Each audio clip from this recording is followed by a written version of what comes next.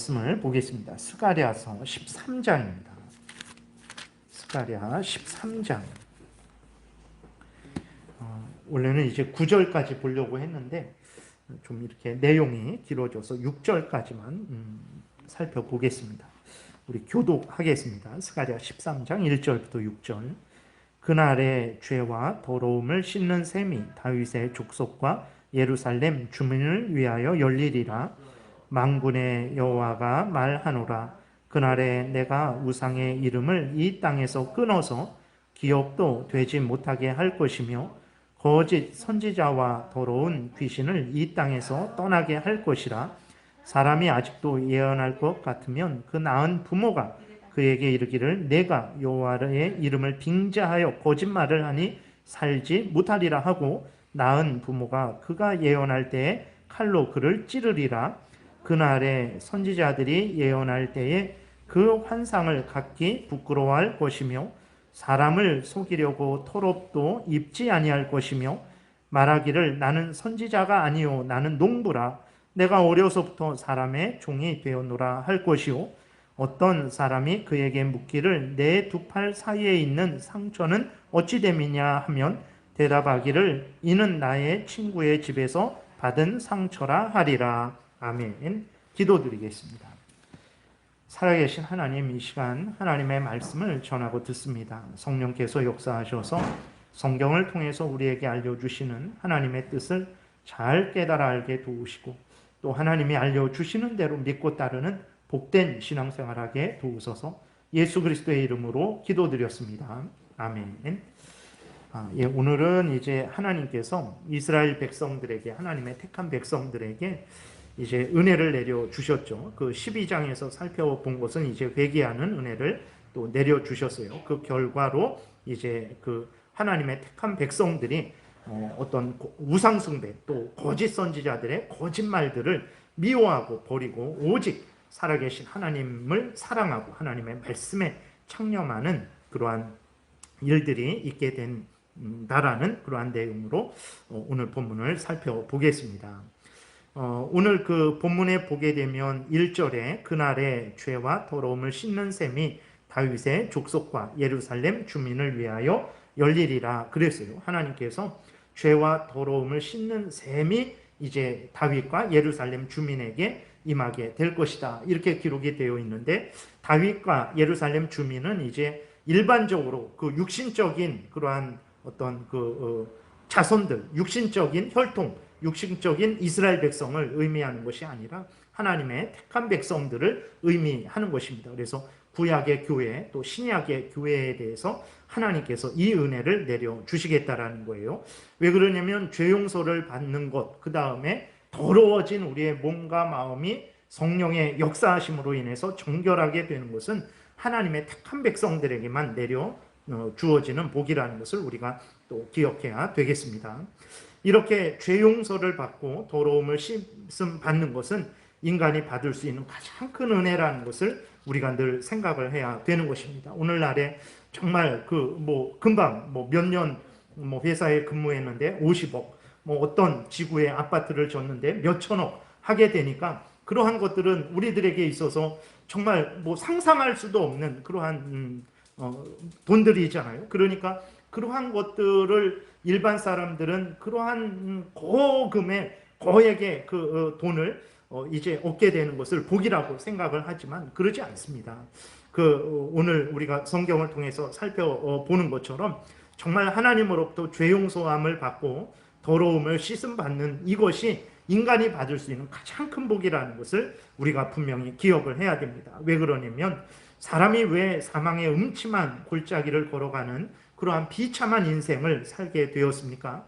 왜 사람들이 이 땅에 살다가 육신이 땅에 묻히고 영혼은 지옥에 가는, 그리고 마지막 날에는 영원히 영과 육이 영원한 지옥에서 던져져서 형벌을 받는 그 형벌을 받게 되었습니까?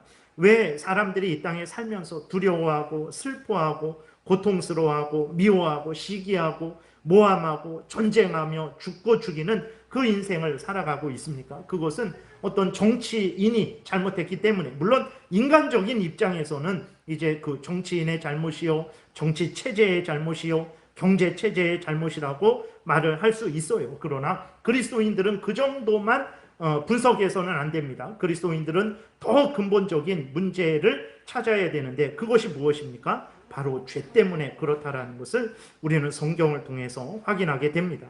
아담이 범죄함으로 말미암아서 죄가 세상에 들어왔어요.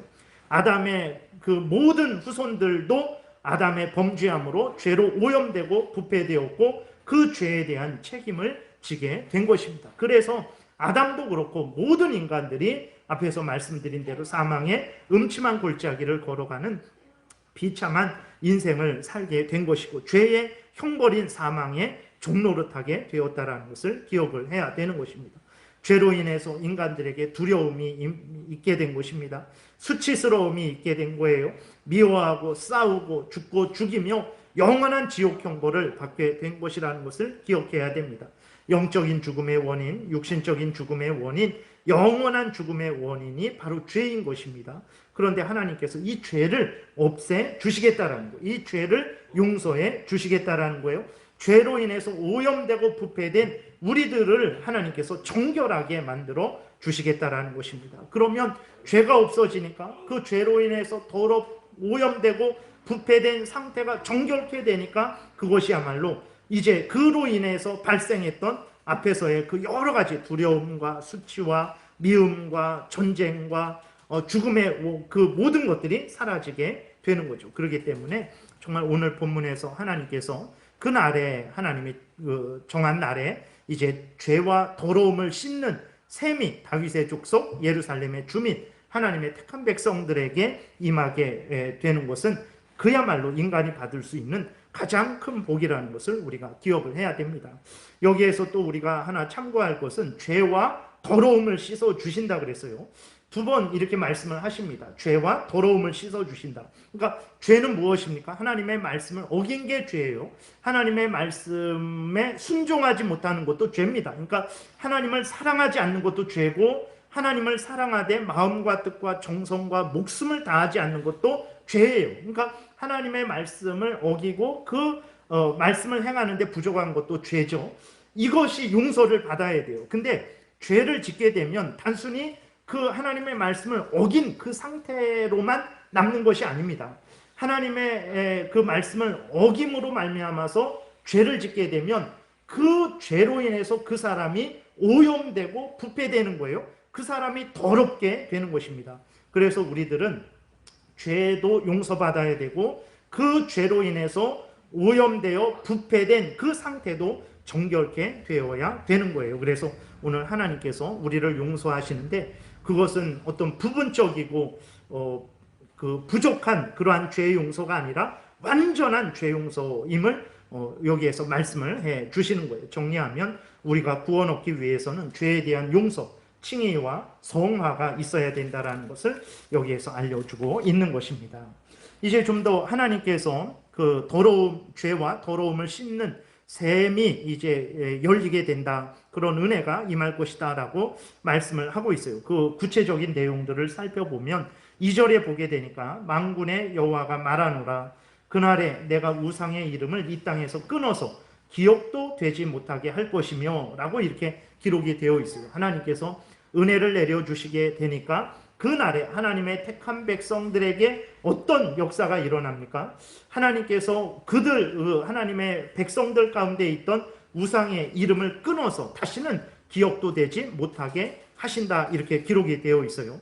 여기에서 우상을 끊는다라는 것은 어떤 의미냐면 이제 우상 숭배가 무엇입니까? 우상 숭배라는 것은 다른 종교를 믿는 것만 유교 어떤 집안에서 제사를 드리는 그런 것만 우상 숭배가 아닙니다. 그것도 우상 숭배고 이제 성경이 말하는 우상 숭배는 첫 번째로는 하나님을 어떤 이 세상에 있는 무엇으로 표현하는 그것도 우상 숭배예요. 그러니까 하나님을 표현하는데 어떤 영화를 만들 때 하나님을 표현하는데 어떤 하나님의 형상이 없으니까 그 영화 감독이 그러면 하나님을 빛으로 표현해야 되겠다. 그래서 하나님을 나무나 돌 조각으로 표현하지 않고 빛으로 표현한다면 그것도 우상 숭배입니다. 왜 그렇습니까? 하나님은 영이시란 말이에요. 그래서 어떤 형체나 인간과 같이 살과 뼈로 되어 있으신 분이 아니기 때문에 절대로 하나님은 무엇으로 표현할 수 있는 분이 아닙니다. 그래서 십계명, 이계명에서 보더라도 하나님이 하늘과 땅과 바다와 그 속에 있는 그 무엇으로도 하나님을 표현하지 말라 그랬어요. 근데 하나님을 이 땅에 있는 무엇으로 표현하는 그 자체가 우상숭배가 되는 것이고, 두 번째로는 이제 그 나무나 돌로 거짓된 신들을 조각하고 섬기는 것, 그것도 우상숭배고, 세 번째로는 우상숭배가 무엇입니까? 하나님보다 내가 다른 무엇을 더 소중하게 여기면 그것이 우상숭배라는 것도 기억해야 됩니다. 그러니까 하나님보다 나 자신을 더 소중하게 여길 수 있죠. 나 자신의 생명을, 나 자신의 자존심을, 나 자신의 가족을 더 소중하게 여길 수도 있는 거예요. 명예나 물질이나 권세나 쾌락을 더 소중하게 여길 수도 있는데, 그것이 바로, 그것도 우상숭배가 된다는 것을 우리가 기억해야 됩니다. 그래서 그리스도인들도 하나님보다 다른 것을 더 소중하게 여긴다면, 다른 것을 더 사랑한다면 그리스도인도 우상을 섬기는 잘못을 범하게 되는 거죠. 그러니까 그리스도인들이 뭐 집에 불상을 가져다 놓고 섬기지는 않겠죠. 그러니까 나는 우상 숭배와 전혀 무관하다라고 생각할 수 있는데, 그러지 않습니다. 불상을 가져다 놓고 섬기지는 않지만 앞에서 말씀드린 대로 하나님을 피조물, 어떤 다른 피조물로 표현하는 그것도 우상 숭배가 되는 것이고, 또 그리스도인임에도 불구하고 하나님보다도 다른 무엇을 더 사랑하게 될 때 그러한 우상 숭배를 이제 범할 수 있다는 것을 기억을 해야 되는 것입니다. 그래서 그리스도인에게 있어서 가장 제일 중심이 되어야 될 것은 바로 하나님이라는 것을 우리가 분명히 기억해야 됩니다. 종교개혁 당시에 1500년대에 그때 스위스 쥐리히에 이제 블링거라는 탁월한 종교 개혁자가 있었어요. 이 블링거가 그때 흑사병이 이제 많이 이제 전염이 됐었는데, 흑사병이 뭐 14세기, 13세기 이때에만 전염된 게 아니라 전염 한참 유행하다가 좀 사그러들었다가 다시 유행하고 이런 것이 계속해서 반복됐어요. 그래서 그 종교개혁 당시에도 흑사병이 아주 유행해서 수많은 사람들이 이렇게 목숨을 잃었습니다. 근데 이 블링거라는 아주 유명한 종교개혁자인데, 이 블링거가 흑사병에 감염이 됐어요. 감염이 되어서 거의 죽다 살아났습니다. 죽다 살아났는데, 문제는 이제 그 다음부터인데, 죽다 살아났는데 겨우 이렇게 치료되어서 살아난 한 달 후에 무슨 일이 있었냐면, 아내가 흑사병에 걸려서 이제 목숨을 잃게 됩니다. 그리고 아내가 죽은 지 한 달 있다가 둘째 딸이 흑사병에 걸려요. 그리고 흑사병에 걸린 상태에서, 진단받은 상태에서 이제 아기를 낳죠. 아기를 낳고 그 다음날 그 둘째 딸이 죽습니다. 그리고 그 아기는 엄마가 죽은 그 다음날 이제 죽어요. 그리고 이제 한 몇 개월 있다가 그 다음 해 초에 큰 딸과 셋째 딸이 또 흑사병으로 죽습니다. 그러니까 아주 탁월한 종교 개혁자인데, 그 블링거에게 11명의 자녀가 있었는데 블링거보다 오래 산 자녀는 4명밖에 없대요. 그러니까 7명의 자녀가 블링거보다 먼저 이제 목숨을 잃은 거죠. 여러분, 우리 같으면 견디겠습니까? 하나님을 계속해서 믿을 수 있겠습니까? 그런데 그 블링거는 그 슬픔과 고통 속에서 여전히 자신이 해야 될 일들, 자신이 섬겨야 될 하나님을 섬긴 것을 우리는 역사를 통해서 확인하게 되는 거죠. 그러니까 가족에게 매정하라는 것이 아닙니다. 목숨을 다해서 가족을 우리가 사랑하고 또 가족을 위해야 돼요. 그런데 중요한 것은 무엇이냐면 하나님 안에서 가족을 위해야 된다는 것을 우리가 분명히 기억을 해야 됩니다. 그러니까 그리스도인들도 나는 뭐 불교인이 아니니까 우상을 숭배하지 않지, 우상 숭배와는 전혀 무관하지 라고 함부로 그렇게 쉽게 생각해서는 안 된다라는 거예요. 그래서 우상이라는 것은 이제 앞에서 말씀드렸듯이 하나님을 피조물로 표현하는 것도 우상이고, 그 다음에 불상 같은 것들, 조각 이런 것도 우상이죠.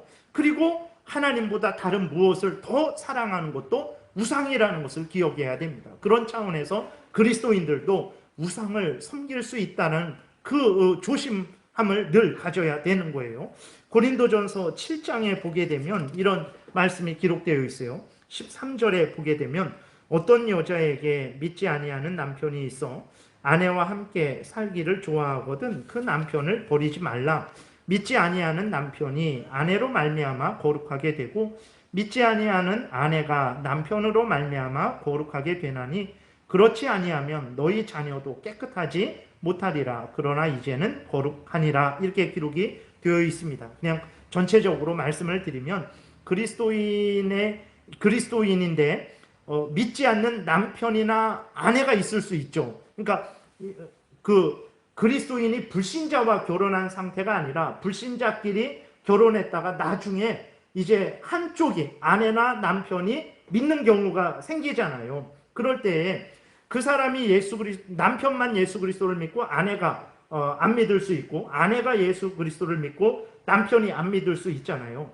그럴지라도 아내가 안 믿는다고 남편이 안 믿는다고 해서 이혼할 수 없다라는 거예요. 그것은 왜 그러냐면 오늘 본문에서 14절에서 말하고 있듯이 하나님께서 그 믿는 아내나 남편을 통해서 믿지 않는 아내나 남편을 구원할 수 있기 때문에 그렇습니다. 그렇기 때문에 정말 불신앙을 가진 남편이나 그 아내라는 이유 때문에 이혼을 할 수는 없다라는 것입니다. 근데 15절부터 보게 되면 이런 16절에 또 바로 이렇게 기록이 되어 있어요.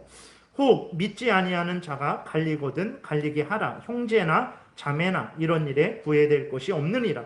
그러나 하나님은 화평 중에서 너희를 부르셨느니라.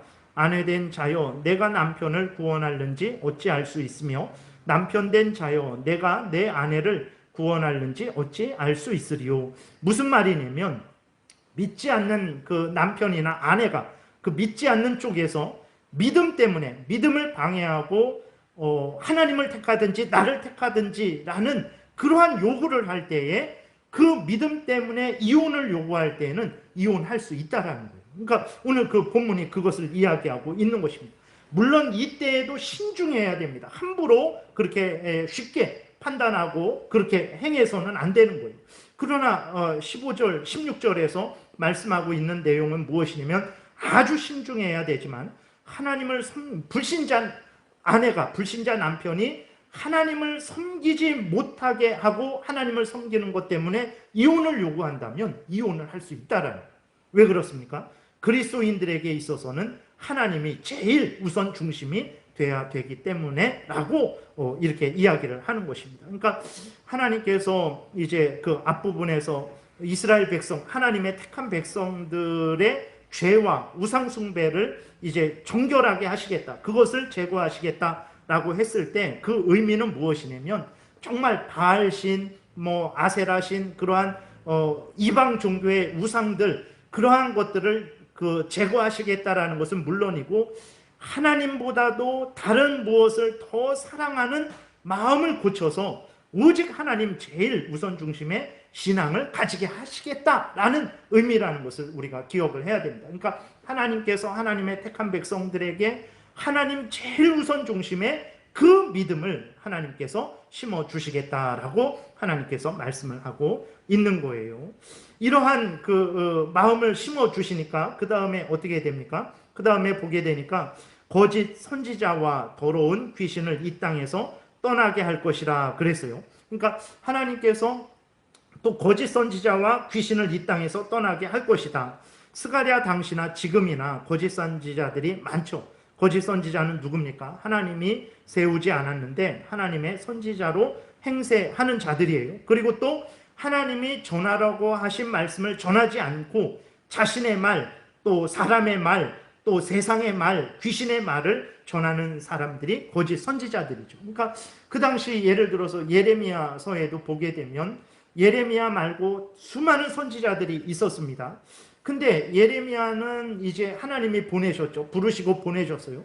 그래서 하나님이 예레미야에게 무엇을 전하라고 하셨냐면은 하나님의 뜻이 이미 정해졌다. 이미 지금은 회개한다고 해서 돌이킬 수가 없는 때다. 하나님의 뜻은 정해졌으니까 그 뜻은 이제 바벨론의 포로가 되어서 70년 동안 그 바벨론에 끌려가서 포로 생활을 하는 거죠. 그러니까 저항하지 말고 순순히 이제 바벨론에게 항복을 하라는 거예요. 그게 하나님의 뜻으로 정해졌으니까 이제 더 이상 저항하지 말고 하나님의 뜻에 따르게 된다면 바벨론의 칼에 죽지 않을 것이다 라고 이제 예레미야가 하나님으로부터 받은 그 말씀을 전하죠. 근데 예레미야를 제외한 수많은 선지자들은 어떻게 했습니까?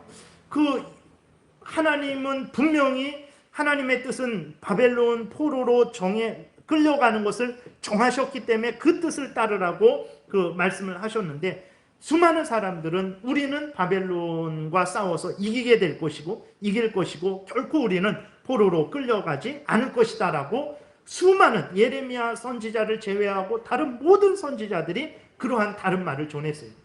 그들이 거짓 선지자입니다. 그러니까 하나님에 의해서 부름받지 않은 자들도 그런데도 선지자 행세하는 자들도 거짓 선지자고, 또 나름대로 선지자라고 이미 인정을 받고 있지만 하나님의 말씀을 있는 그대로 증거하지 않는다면 그런 사람들이 바로 거짓 선지자다라는 것을 우리가 기억해야 되는 거예요. 하나님이 이런 사람들을 제거하시겠다라는 것입니다. 교회에서 하나님께서 이런 사람들을 제거하시겠다라는 거예요. 예수님 당시에 거짓 선지자들은 어떤 사람들입니까? 바리새인들과 사두개인들, 이들이 다 거짓 선지자들이에요. 왜 그렇습니까? 하나님을 섬긴다고 하면서 하나님의 일꾼이라고 하면서 하나님의 말씀이 아닌 사람의 계명, 사람의 전통을 전하는 자들이었기 때문에 그런 거예요. 성경을 연구한다고 하면서 그 사두개인들은 어떻게 했습니까? 부활이 없다 그랬어요. 그러니까 성경은 분명히 부활이 있다라고 말씀을 하고 있는데 성경을 연구하는 그들이 말하기를 부활은 없다라고 이렇게 주장을 했단 말이에요. 근데 그러한 사람들이 우리가 성경적으로 봤을 때에는 거짓 선지자들이죠. 근데 그 거짓 선지자들이 예수님 당시에는 종교 지도자들이었던 거예요. 그러니까 참으로 놀랍죠. 그러면 거짓 선지자는 단순히 뭐 어떤 제도권에 있지 않은 사람들이 거짓 선지자들이 아니라 제도권에 있든 제도권에 있지 않든 간에 하나님의 말씀을 있는 그대로 전하지 않고 인간의 생각, 자신의 생각, 뭐 세상의 생각을 그런 하나님의 말씀이 아닌 다른 것을 전하는 자들이 바로 거짓 선지자다라는 것을 우리가 기억을 해야 되는 거예요. 이러한 자들을 하나님이 하나님의 택한 교회에서 제거하시겠다라는 거죠. 지금도 이러한 자들이 많습니다. 신천지 이만희 같은 자들은 뭐 너무나 당연하고, 그런데 정식 교단에 소속되어 있으면서도 하나님의 뜻을 전하는 것이 아니고 시대의 정신이나 사람들의 말이나 자신의 말이나 자신이 꾼 꿈이나 전하는 자들이 너무나 많은 거예요. 성경을 전하지 않으면 이 성경의 근거에서 교회가 역사적으로 공적으로 믿어온 신앙의 교리들을 전하지 않으면 그는 참된 목자가 아니라는 것을 우리가 기억해야 되는 거예요. 그래서 하나님이 이러한 자들, 하나님의 말씀을 있는 그대로 전하지 않는 자들을 거짓 선지자다, 이들을 예루살렘에서 제거하겠다라고 하나님이 말씀을 하신 거예요. 그 결과가 어떻습니까? 3절에 보게 되니까 그 결과가 3절 이후로 나오게 되죠. 3절에 보게 되니까 사람이 아직도 예언할 것 같으면 그 낳은 부모가 그에게 이르기를 내가 여호와의 이름을 빙자하여 거짓말하니 살지 못하리라 하고 낳은 부모가 그가 예언할 때에 칼로 그를 찌르리라. 무슨 말이냐면 하나님의 이름을 빙자해서 거짓말, 즉 이제 귀신의 가르침이죠. 거짓 선지자들의 말이죠. 하나님의 말씀이 아닌 다른 것을 전하는 거짓 선지자가 있다면, 귀신의 가르침을 따르는 자들이 있다면 그런 자들이 가족일지라도 미워하게 하신다라는 거예요. 그래서 오늘 본문에 보게 되니까 거짓 선지자가 자녀예요. 거짓 선지자가 자녀입니다. 근데 그 부모가 너는 나의 자녀니까 그냥 넘어가겠다 하지 않고 어떻게 합니까? 그 부모가 자녀를 찌른다라는 거예요. 참으로 무서운 말씀이잖아요. 근데 이러한 말씀이 이제 마태복음 10장에서도 그대로 기록되어 있어요. 마태복음 10장 34절부터 제가 읽어드리겠습니다. 내가 세상에 화평을 주러 온 줄로 생각하지 말라. 화평이 아니요 검을 주러 왔노라. 내가 온 것은 사람이 그 아버지와 딸이 그 어머니와 며느리가 시어머니와 불화하게 하려 함이니 사람의 원수가 자기 집안 식구리라. 아버지나 어머니를 나보다 더 사랑하는 자는 내게 합당하지 아니하고 아들이나 딸을 나보다 더 사랑하는 자도 내게 합당하지 아니하며 또 자기 십자가를 지고 나를 따르지 않는 자도 내게 합당하지 아니하니라. 자기 목숨을 얻는 자는 잃을 것이요 나를 위하여 자기 목숨을 잃는 자는 얻으리라. 이렇게 기록이 되어 있는 거예요. 그러니까 하나님께서 하나님의 택한 백성들의 죄를 용서하시고 그들의 오염되고 부패된 그 전인격을 하나님께서 새롭게 정결하게 하신 그 결과가 무엇이냐면 하나님이 아닌데 하나님처럼 행세하는 모든 우상들을 이제 미워하게 되는 것이고 하나님의 말씀을 전하지 않는 모든 거짓 선지자들을 미워하게 되는 그러한 결과가 이제 열매가 맺혀지게 되는 거죠. 그래서 자기가 사랑하는 자식인데도 불구하고 거짓 선지자 행세를 하게 되니까 그 부모가 그 거짓 선지자인 자식을 찌르는, 그 자식을 징계하는, 그 자식에게 말을 따르지 않는 그 자식으로 하여금 하나님 앞에 잘못된 것을 깨달아 알게 하고 회개케 하는 그러한 일들이 일어나게 된다라는 것입니다. 그러니까 오늘날도 마찬가지예요. 하나님께서 정말 나에게 어떤 은혜를, 내가 하나님으로부터 은혜를 받고 성령 충만한 그러한 가운데 있는지 아닌지를 무엇으로 확인하겠습니까? 내가 무슨 일을 할 때마다 정말 잘 돼서 10배, 30배, 60배, 100배 그러한 소득을 얻는 것, 그것도 물론 하나님이 주신 하나의 은혜의 증거일 수 있습니다. 그러나 우리가 인생을 살아가다 보면 하나님의 뜻을 따르는데 항상 30배, 60배, 100배의 열매를 맺는 것은 아닙니다. 그렇지 않을 때가 있단 말이에요. 손해를 볼 때도 있단 말이에요. 그럴 때 하나님이 지금 나를 사랑하시지 않고 나를 인도하시지 않나? 이런 마음이 든단 말이에요. 그러나 그러한 외적인, 세상적인, 물질적인, 현실적인 것으로만 판단하지 말고 가만히 자신을 돌아볼 때 자신의 생각과 말과 행동과 인생의 목적이 하나님을 사랑하고 하나님을 영화롭게 하고 하나님의 말씀을 즐거워하는 그러한 마음의 상태이고 그러한 말과 그러한 행동을 하고 있다면 그는 하나님의 은혜를 받고 있는 것이고 하나님께서 그 가운데 역사하고 있는 것이고 성령께서 그를 인도하고 있는 것이라는 것을 우리가 분명히 기억을 해야 되는 것입니다. 그래서 하나님께서 정말 하나님의 택한 백성들에게 죄와 더러움을 씻는 은혜를 내려주신 결과가 무엇이냐면 이 세상의 현실적이고 육신적이고 물질적인 그러한 어떤 번성이 아니고 살아계신 하나님 앞에서 하나님이 아닌 모든 다른 우상들을 미워하고 하나님의 말씀이 아닌 모든 다른 거짓된 말들을 귀신의 가르침을 미워하고 버리는, 그런데 그것이 어느 정도입니까? 내가 사랑하는 자식일지라도 하나님의 말씀을 따르지 않을 때에는 찌를 수밖에 없는 그러한 상태가 된다라는 것임을 우리가 기억을 해야 되는 것입니다. 그래서 4절, 오늘 그 본문 4절에도 보게 되면 그날에 선지자들이 예언할 때에 그 환상을 갖기 부끄러워할 것이며 사람을 속이려고 토롭도 입지 아니할 것이며 말하기를 나는 선지자가 아니요 나는 농부라 내가 어려서부터 사람의 종이 되었노라 할 것이요. 이것은 무엇이냐면 이제 이전에 거짓 선지자 노릇을 했단 말이에요. 근데 하나님의 은혜가 그에게 임합니다.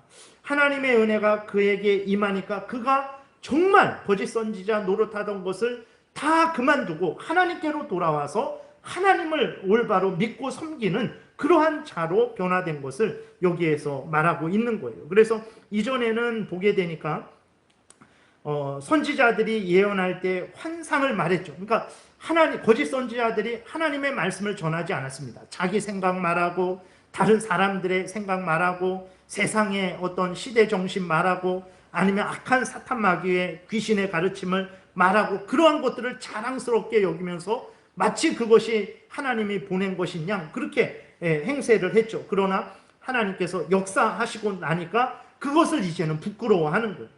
그 전에 자기가 전했던 자기 꿈 얘기, 자기 환상 얘기, 온갖 잘못된 것들 하다가 이제는 그것이 너무나 잘못된 것임을 깨달아 알고 그 환상을 부끄러워한다 그랬어요.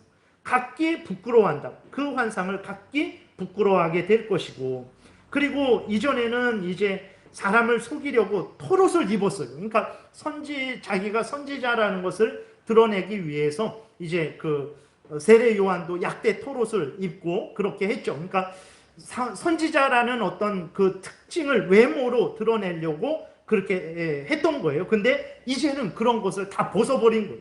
자기가 거짓 선지자 행세를 하지 않는 것입니다. 그리고 5절에 보게 되니까 정직하게 말을 해요. 나는 선지자가 아닙니다. 그전에는 자기가 하나님이 보낸 선지자가 아니면서도 선지자 행세를 했죠. 그런데 하나님의 은혜를 입고 나서 하나님께서 정결하게 하고 그 죄를 깨닫고 회개케 하고 정결하게 하는 역사가 일어나게 되니까 그 사람이 정직하게 된 거예요. 그 모든 이전에 전했던 거짓말들, 귀신의 가르침을 부끄러워하고 그 다음에 선지자 행세하려고 했던 그 모든 것들을, 꾸몄던 것들을 다 벗어 던지고 솔직하게 말하는 거죠. 나는 선지자가 아닙니다. 나는 농부입니다. 라고 이렇게 솔직하게 말을 하는 거예요. 그리고 이제 자기가 그렇게 거짓 선지자 행세했던 것은 사람에게 속아서 그렇게 되었던 것이라고 이렇게 이야기하는 거죠. 내가 어려서부터 사람의 종이 되었노라 할 것이요 라고 이렇게 기록이 되어 있는 거예요. 그러니까 하나님께서 역사하신 그 증거는 무엇이냐면 죄를 미워하고 버리게 됩니다. 그리고 하나님을 사랑하고 하나님께로 돌아와서 하나님을 가까이하며 하나님의 말씀대로 살아가는 거예요. 그러니까 이것이 있으면 그에게 하나님이 지금 함께 하시는 것이고 그에게 하나님께서 은혜를 내려주시는 거예요. 근데 세상적으로 아무리 풍성하고 부유하고 형통한데 내가 죄를 미워하지 않고 여전히 죄 가운데 거해요. 내가 하나님을 사랑하지 않고 하나님을 멀리하는 것이 더 좋아요. 그러면 그것은 하나님의 은혜가 없는 것이라는 것을 우리가 기억해야 됩니다. 하나님의 은혜가 있으니까 모든 거짓되고 잘못된 것을 벗어 던지고 이제는 멈추고 하나님께로 돌아와서 솔직하게 자신을 고백하는 이러한 놀라운 역사가 있게 되는 거죠. 그리고 6절에도 보게 되면 어떤 사람이 그에게 묻기를 내 두 팔 사이에 있는 상처는 어찌 됨이냐 하면 대답하기를 이는 나의 친구의 집에서 받은 상처라 하리라. 무슨 말이냐면 자신의 친한 친구일지라도 거짓 예언하는 것을 싫어해서 친구인 자신도 미워하고 자신을 징벌했다라는 것입니다. 그래서 그 상처가 무엇이냐? 친구로부터 그 징벌을 당한 상처다라고 이렇게 고백을 하게 되는 거예요. 그래서 하나님의 은혜가 임한 사람들의 공통된 특징은 무엇이냐면 하나님처럼 행세하는 우상들을 미워하고 버리게 되는 거예요. 하나님의 말씀같이 비슷하지만 그러나 하나님의 말씀이 아닌 온갖 거짓된 말들, 인간의 말들, 세상의 말들, 사탄의 말들을 버리게 되는 것입니다. 그리고 하나님께로 돌아와서 하나님을 사랑하고 의지하고 그 하나님의 말씀에 창념하는, 바르게 하나님 말씀만 따라 살아가는, 하나님의 말씀이 아닌 모든 것들에 대해서는 미워하고 버리는 그러한 열매가 맺혀지는 것을 오늘 본문을 통해서 보게 됩니다. 말씀을 정리하면 하나님께서 하나님의 택한 백성들, 교회를 회복시키셔야, 그런 은혜를 내려주셔야 하나님의 백성들이, 하나님의 교회가 정결케 된다라는 것을 우리가 확인하게 되죠. 인간이 먼저 하나님 앞에 나아가는 게 아닙니다. 하나님이 먼저 우리에게 오셔서 은혜를 내려주셔야, 그 은혜를 받아야 우리가 하나님 앞에 회개하고 나아가게 되는 거예요. 그래서 내가 정말 죄를 미워하고 버리고 하나님을 사랑하고 의지한다면 그것은 하나님의 은혜를 이미 받은 증거입니다. 내 어떤 현실이 어렵고 내 몸이 아프고 괴롭고 고통스러울지라도 내가 정말 그 하나님을 대적하는 모든 잘못된 것들을 미워하고 정말 하나님을 사랑하고 하나님의 뜻대로 살아가고자 하는 그러한 마음이 있다면 그것이야말로 정말 하나님께서 나에게 은혜를 내려주신 증거로 믿고 여러분들이 기뻐하고 즐거워해야 마땅한 것이죠. 그리고 하나님이 이렇게 정결케 하신 결과는 개인들도 그렇고 교회도 그렇고 성경대로 살아가게 되는 거예요. 하나님이 아닌 것들 다 버리게 되는 거예요. 하나님의 말씀이 아닌 것들 다 버리게 되는 것입니다. 우상을 버리는 거예요. 거짓 선지자들을 쫓아내는 거예요. 거짓말들, 귀신의 가르침들, 사람의 말들을 더 이상 전하지 않고 듣지 않는 것입니다. 오직 하나님과 하나님의 말씀에 집중하고 그 말씀을 따라 살아가는 그 증거가 그 열매가 이제 맺혀지게 되는 거죠. 하나님의 말씀이 회복되지 않는 만큼, 즉 성경과 성경에 근거한 그러한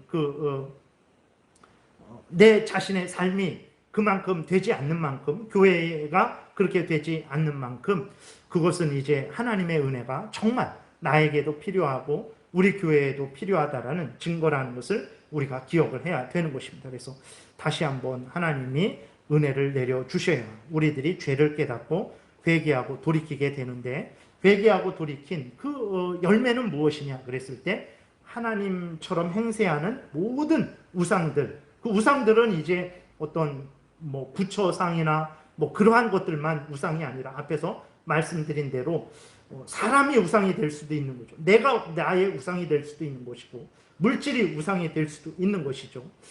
가족이 우상이 될 수도 있는 것입니다. 그러니까 하나님이 아닌데 나로 하여금 하나님처럼 그렇게 복종하게 하고 나를 메어서 하나님과 같은 그러한 역할을 하는 모든 우상들을 이제 버리게 되는 것이고, 그 다음에 하나님의 말씀이 아닌, 아무리 그럴듯하고 좋은 말일지라도 하나님의 말씀이 아닌 것에 대해서는 아주 미워하고 버리는, 그리고 하나님을 사랑하고 하나님의 말씀에 귀를 기울이는 그 열매가 맺어진다는 것을 우리가 기억하고, 정말 나는 나의 지금 상태는 어떠한가, 정말 하나님의 은혜가 그렇게 나에게 정말 이렇게 계속해서 부어지고 있고 성령께서 나를 주관하고 다스리고 있는 것인가, 다른 것으로 살펴보지 마시고 오늘 본문을 통해서 하나님이 은혜 주셔서 그로 말미암은 그 증거들을, 그 열매들을 거울 삼아서 우리 자신을 살펴봐야 되겠습니다.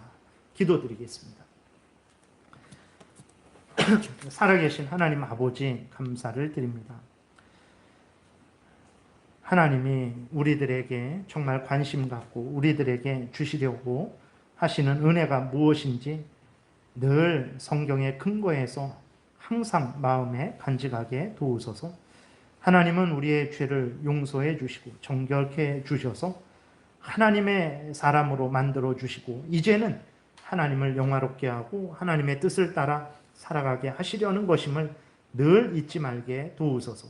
항상 하나님의 말씀에 근거해서 나 자신을 살펴보고 내가 정말 하나님이 원하시는 삶을 살아가고 있는지 점검하고, 그렇다면 열심히 살아가게 하시고, 혹시라도 그렇지 않다면 속히 회개하고 하나님이 원하시는 대로 하나님을 사랑하고 하나님의 말씀을 따라 살아가는 복된 삶 살게 도우소서. 예수 그리스도의 이름으로 기도드렸습니다. 아멘. 찬송가는 301장입니다.